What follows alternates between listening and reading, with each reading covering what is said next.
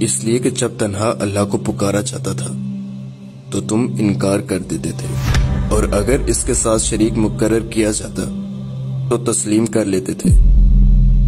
تو حکم تو اللہ ہی کا ہے جو سب سے اوپر اور سب سے بڑا ہے۔ یعنی آخرت میں تو پھر سب کو پتا چل جائے گا کہ کوئی نہیں ہے جو دھونس کے ساتھ بچا سکے۔ یہاں تو کہتے ہیں نا جناب، ہمارے پیر صاحب نے کہا میں اس وقت تک جنت میں نہیں جاؤں گا جب تک کہ اپنے سارے مریدین جنت میں نہ لے جاؤں۔ یہاں پہ ہے، مار لیں جتنی گپیں مارنی ہے میرے بھائی، آخرت میں تو پھر لگ پتا جائے گا، سارے لین حاضر ہوئے ہوں گے۔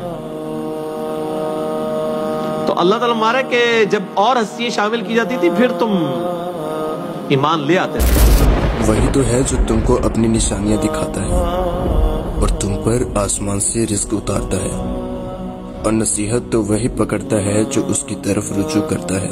تو اللہ کی عبادت کو خالص کر کے اسی کو پکارو، اگرچہ کافر برا ہی مانے۔